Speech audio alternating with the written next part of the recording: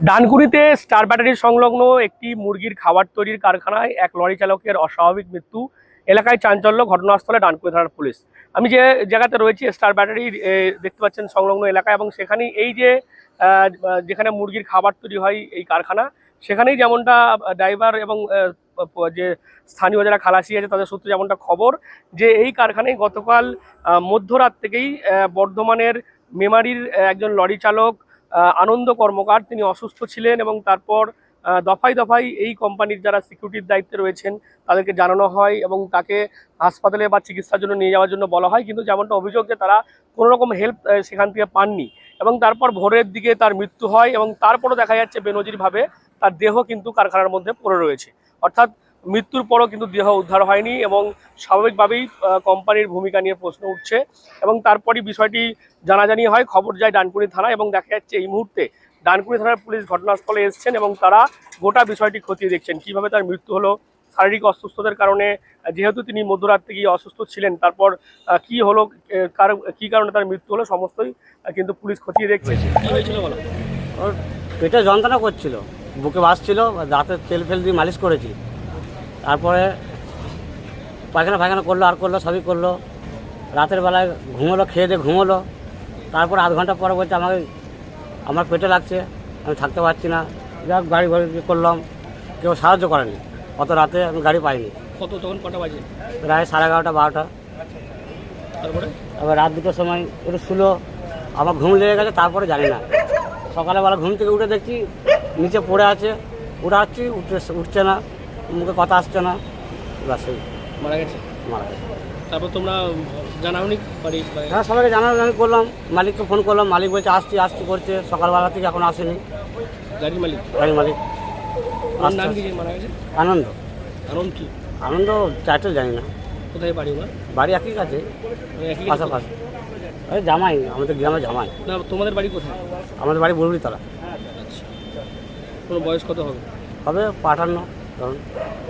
তারপর মরে যাওয়ার পরে বডি এখানে এখনো পড়ে আছে কেন? ওর কাছে এখনো কেউ আসেনি, লোকজন আসেনি, মালিক আসেনি। কোম্পানিকে জানাওনি? যে কোম্পানিকে জানিয়েছি, কোম্পানির লোক কোনো ট্রিটমেন্ট নেয়নি। এরকমই পড়ে আছে। তোমার নামটা বলো? সুরজিৎ মাঝি। ঠিক আছে। মানে ওনার অসুস্থ হয়েছিল 11টা থেকে। তারপরে তোমরা সিকিউরিটির কাছে গিয়েছিলাম, সিকিউরিটি বলে হেল্প চাই, আমাদের কিছু হেল্প করতে পারলো না। আচ্ছা, এর থেকে আমরা কী যাই, বলে বাইরে চলে যাও, টোটো ফোটো দেখো, কিন্তু নিয়ে চলে যাও। টোটো বাইরে পাওয়া হয়নি। অত রাতে পাওনি? না। তারপরে কি হলো? আবার একটা সময় এলাম ওর কাছে, যে আমাদের হেল্প চাই, হেল্প করতে পারলো না। আমি যে আরও তো লোক আছে, নাম্বার দাও, নম্বর দিল না। কোম্পানি থেকে কোনো হেল্প? না না না, করিনি। কেন? সেটা মানে গাড়ি চালক বলি নাকি? কী করে বলবো, আমরা তো সাহায্য চেয়েছিলাম। সে তো বলতে পারতো তাহলে অমুক জায়গায় চলে যাও, আমি ঠিকানা দিই, সেটাও দেয়নি। বাইরের লোক ঠিক সময় নিয়ে গেলে বেশি যেতে পারে। এত ভোর 3টের দিকে হয়তো মারা গেছে, হয়তো 11টা থেকে শুরু হয়েছে পেটে যন্ত্রণা। এমনি শারীরিক কি অসুস্থতা ছিল? গাছের রুগী। আচ্ছা, এই যদি হেল্প করতে হয়তো বেঁচে যেত। তোমার নামটা বলো? কালীপদ। এবং মৃতদেহ উদ্ধার করে নিয়ে যাওয়া হচ্ছে।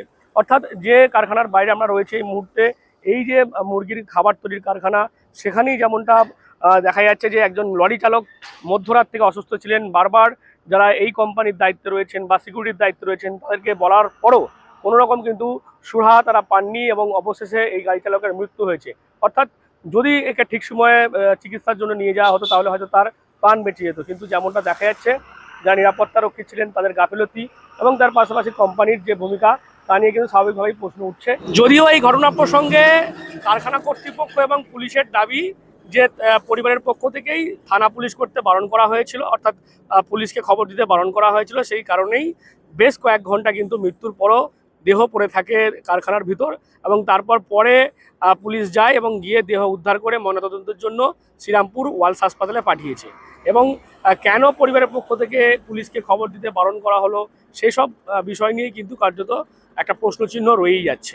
আর সেখানে আমরা এই মুহূর্তে দেখতে পাচ্ছি ডানকুনি থানার পুলিশ রয়েছেন, এবং তারা এই যে মৃতদেহ সেটাকে উদ্ধার করেছেন, এবং শ্রীরামপুর ওয়ালস হাসপাতালে তার ময়নাতদন্ত করে জানা যাবে তার মৃত্যুর প্রকৃত কারণ। তবে এই লরি চালকের মৃত্যুকে কেন্দ্র করে সকাল থেকে যথেষ্ট চাঞ্চল্য সৃষ্টি হয়। যেমনটা জানা যাচ্ছে গতকাল মধ্যরাত থেকে অসুস্থ থাকার পরে সকালে ভোরের দিকে মৃত্যু হলেও তারপর থেকেও কিন্তু বেশ কয়েক ঘন্টা ধরে দেহ গাড়ির সামনেই পড়েছিল, এবং তারপরও কোনো রকমভাবেই কোম্পানির পক্ষ থেকে পুলিশকেও বিষয়টি জানানো হয়নি, সেই কেন জানানো হয়নি সেই প্রশ্ন কিন্তু উঠছে।